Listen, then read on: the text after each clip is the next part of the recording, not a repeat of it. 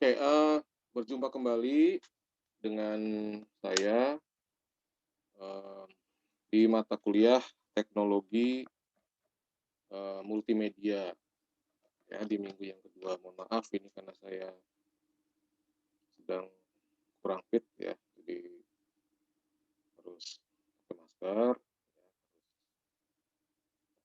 ya mengikuti prokes ya, kurang fit juga ya, doakan semoga saya cepat pulih kembali.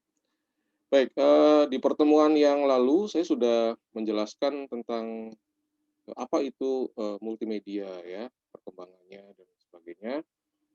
Nah, di pertemuan yang kedua, saya akan menjelaskan, tentang ya sudah saya siapkan videonya, videonya, materinya.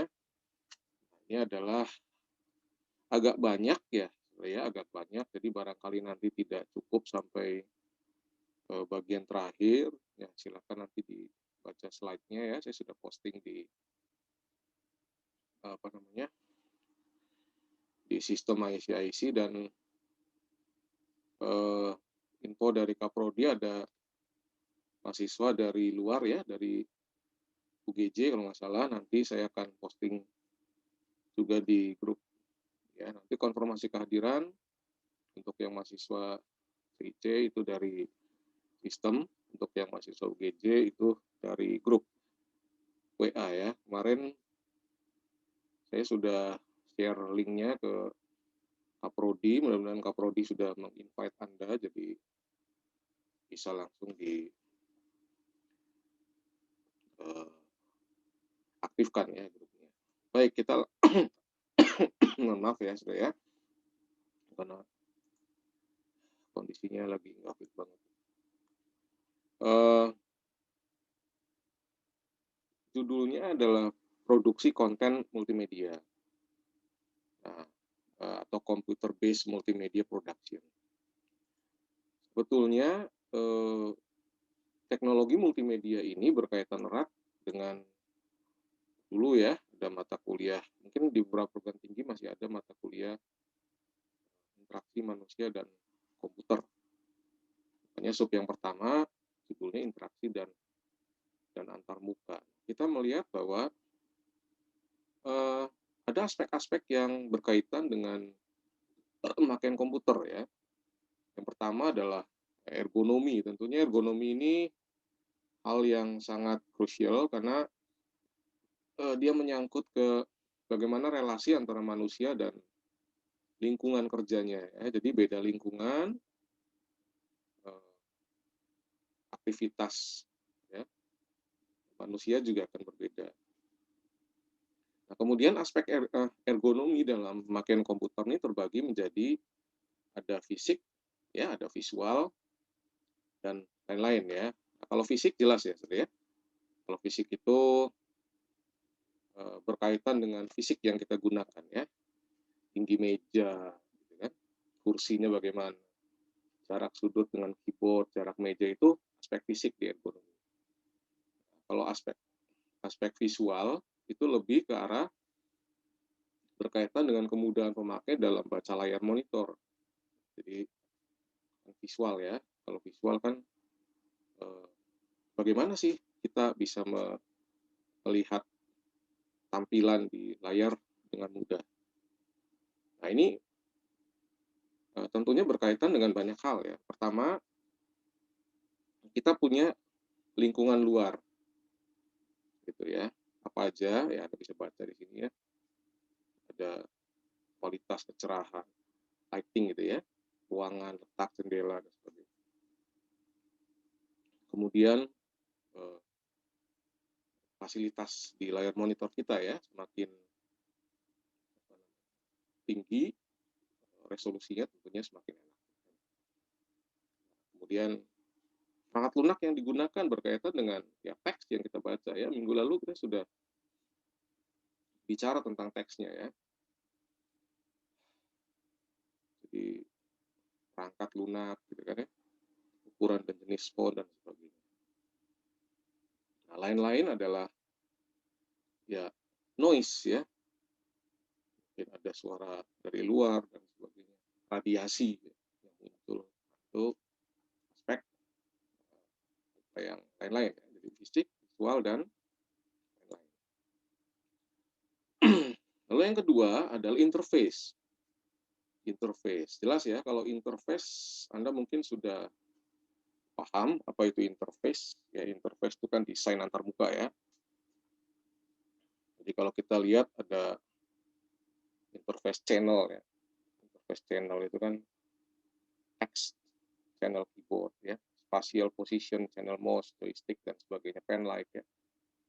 Oke. Kemudian conventional interface apa?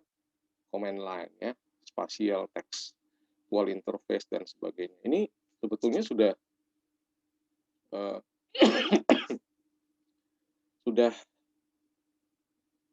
sudah Anda alami gitu ya.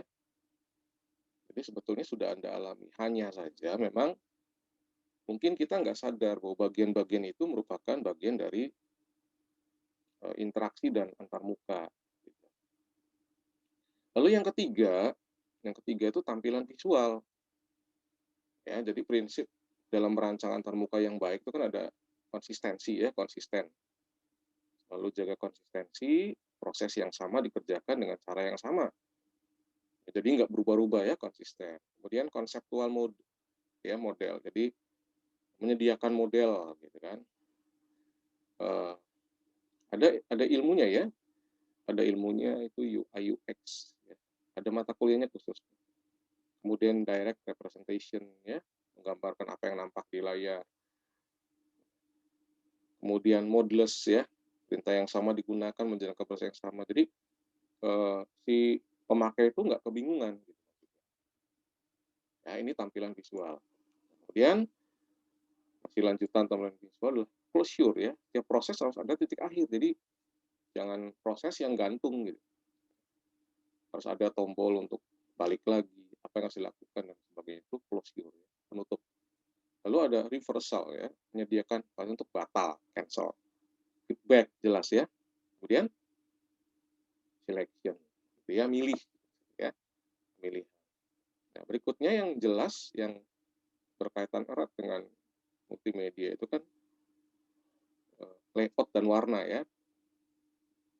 Ya silakan dibaca lah ya. Dia menyediakan default, balik lagi, mengelompokkan item, ya, mendisable menu yang nggak aktif gitu kan, tapi nggak dihapus ya. Gitu. Contoh kayak Anda menggunakan word processor itu kan kita nggak harus munculkan semua shortcut-nya di layar gitu ya, akan penuh. Jadi bisa diatur. Kemudian gunakan teks rata kiri kanan ya, gunakan tipe font yang khusus dan sebagainya. Ini hal-hal yang sebetulnya mungkin sudah Anda lakukan ya, tapi sekali lagi bahwa kadang kita nggak sadar bahwa ini menjadi bagian yang harus perhatikan dalam teknologi multimedia. Ya. Lalu nyambung lagi warna ya, hindari kombinasi warna yang nggak dikenal gitu ya. Jadi kan warna juga hati-hati ya kalau Anda membuat warna, memadukan warna yang nggak baik ya tentunya nggak enak ya digunakan. Ya silakan bisa dibaca. Kemudian ini ada 8 aturan gitu ya, terambil dari statementnya Dr. Ruth Calvin Clark gitu ya. Ini yang pertama adalah gunakan desain layar konsisten, sederhana.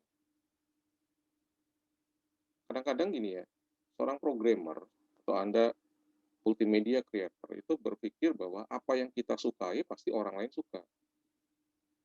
Nah ini yang salah, ya ini yang salah.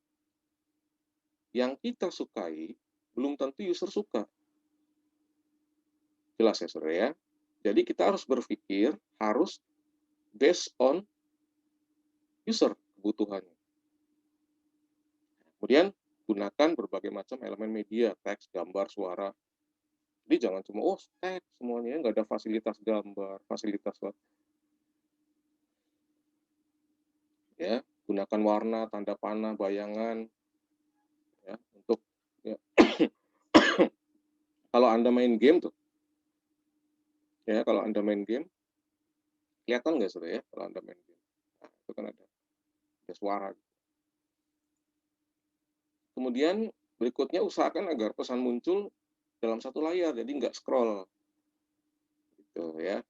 Jadi pertanyaannya muncul, jawabannya di layar kedua. Lah ini yang menganjurkan agar pemakai mengulang satu pesan yang sulit diterima agar dapat diingat. Ya. Jadi selektif. Gunakan real text ya, bersuara, berkode pesan, hindari pengulangan. Ya, nah hal-hal ini yang menurut si pakar ini menjadi bagian yang penting ya, jadi fondasi. Kemudian hal yang perlu perhatikan dalam pengembangan aplikasi multimedia. Pertama,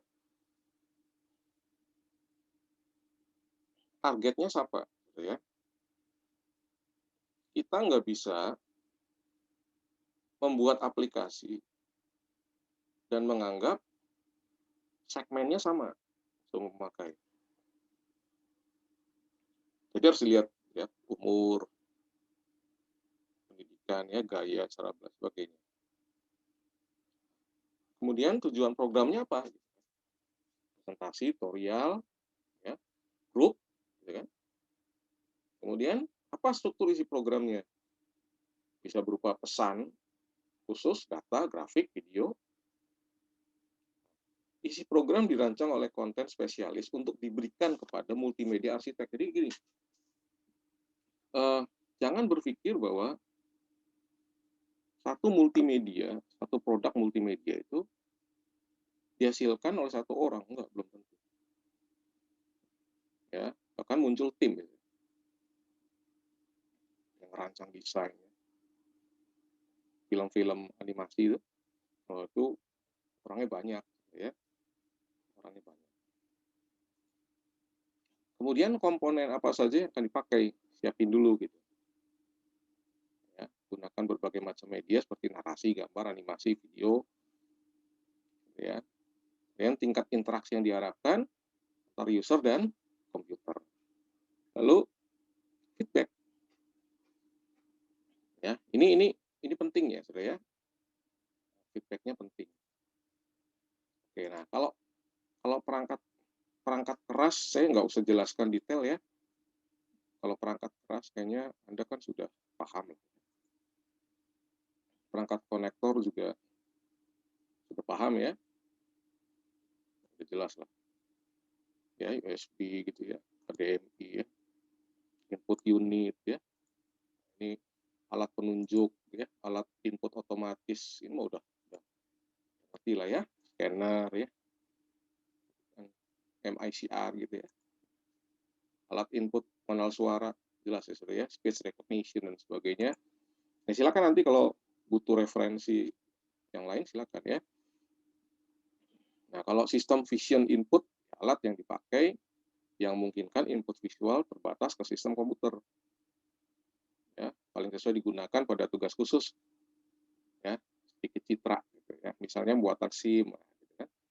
Itu vision input ya. Kamera digital jelas ya, gitu ya. Nah, kamera merekam citra. Camcorder ya, video recorder jelas. Kemudian kalau output jelas ya. Kalau output mah Anda udah ngerti lah ya, tempat keluarnya proses, ya isinya bisa cetakan dan sebagainya. Nah, nggak usah saya jelasin lagi ya. Ini juga udah jelas, silakan dibaca saja gitu ya. Cetakan juga ya. Ini juga udah ngerti lah ya. Oke, kemudian alat output suara ya. Ini ada dua tipe alat output suara. Pertama, ada voice response. Ya. Digunakan untuk reproduksi suara manusia dan suara yang lain. Ya. Memilih output dari rekaman. Kemudian ada speak sintetis, ya, konversi data mentah ke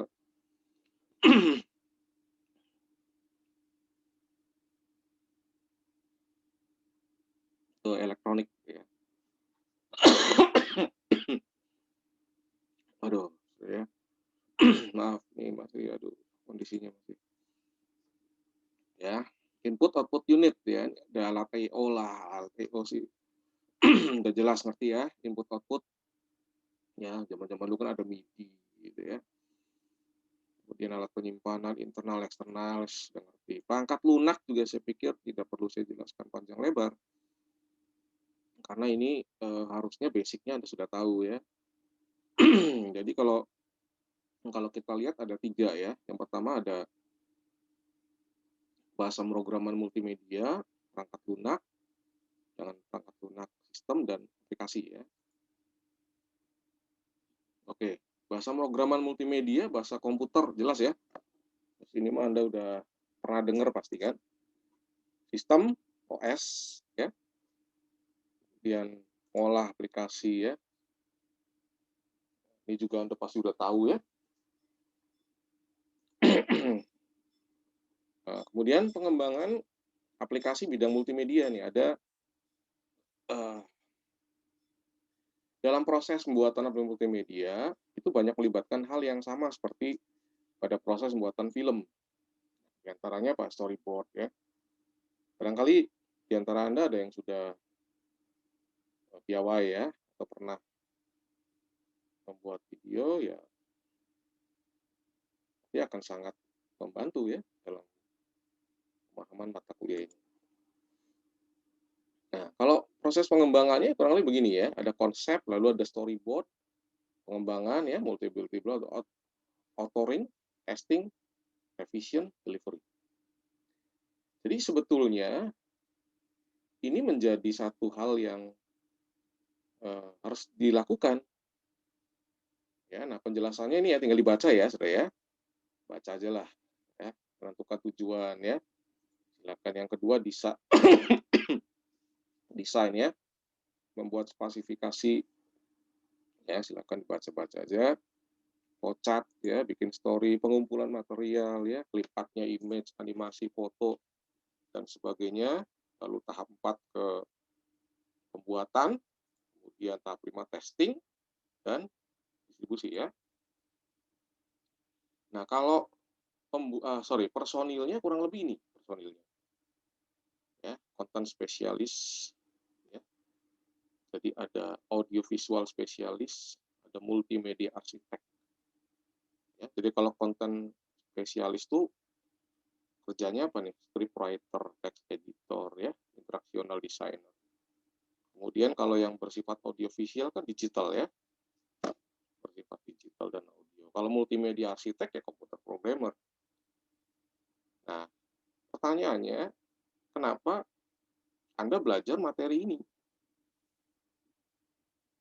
Multimedia itu merambah hampir di semua bidang. Ya, sekalipun nanti misalkan Anda menjadi seorang programmer, maka konten dalam aplikasi yang Anda buat bisa jadi mengandung multimedia produk. Ya, kita nggak bisa pungkiri. Dan itu menjadi satu tantangan bagi kita, makanya fondasinya Anda harus paham dulu. Gitu kan. Kalau fondasinya kita nggak paham, waduh repot ya. Artinya kan. Oke ya, kemudian pengembangan aplikasi ya, pengembangan aplikasi, bidang pengembangan aplikasi ya, bidang interaksional, designer ya, software application, role play, interactive matter, ya, bidang art designer, graphic icon, color harmony dan sebagainya ya, software engineer ya. Kalau Anda nanti menggunakan menjadi software engineer ya, otomatis ya ini ya, meliputi development proses, development tools, kodenya, software testing dan sebagainya. Ya, memang ini beberapa pengembangan aplikasinya. Nah, bagian terakhir ya, ini nanti masih ada satu lagi, ada IR ya. Contoh aplikasi ya, aplikasi sih saya harusnya nggak terlalu banyak menjelaskan lah ya, karena ini kan ya Anda udah bisa lihat-lihat aja lah ya, aplikasi multimedia sekarang apa e-commerce gitu kan, GoPay gitu ya, Gojek itu multimedia semua ya, games yang jelas. Itu tidak bisa lepas dari dunia programming gitu ya. Seorang programmer nggak bisa bekerja sendiri. Kalau dia memang butuh ya tampilan desain yang baik, ya dia harus ke desainer. Kecuali memang dia piawai di situ. Ya, aplikasi multimedia jaringan ya, video conference gitu kan. Sekarang udah rame-ramenya nge-Zoom ya, Zoom itu kan. Oke ya, peran aplikasi multimedia ya silakan dibaca ya. Isi penjelasan saja, pendidikan apa dan sebagainya ya. Masa depannya ya ini ya. Betulnya bagian yang ini sudah ya. HCI ini Human Computer Interaction ini sebetulnya sih di angkatan yang lalu menjadi mata kuliah khusus ya. Ini digabungkan di sini. Ya silakan lah ya dibaca. Nah kemudian bagian yang terakhir itu IR ya. Jadi sekarang kan pernah dengar ya istilah augmented reality ya. Oke.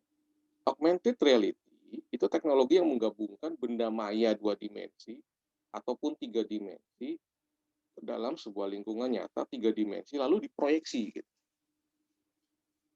Tahu ya? Silakan nanti cari YouTube ya contoh penerapan augmented reality. Pasti banyak.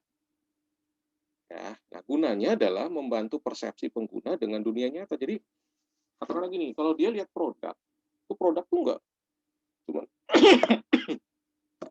nggak cuma kelihatan di teks. Nah, produk itu bisa kelihatan secara real gitu. Itu kira-kira ya. Nah, kemudian cara kerjanya ya silakanlah ya nanti Anda baca-baca dulu ya. Ini saya aduh kondisinya batuk-batuk terus nih maaf ya. Jadi nggak maksimal. Oke ya. Silakan nanti dibaca-baca di videonya. Ya, demikian ya, singkat aja karena saya lagi tidak fit sudah ya. Ngomong juga berjuang, batuk-batuk terus. Mudah-mudahan cepat sembuh ya, doakan saya cepat sembuh. Baik demikian saya sampaikan di pertemuan video pembelajaran hari ini. Mudah-mudahan ada manfaat yang bisa Anda peroleh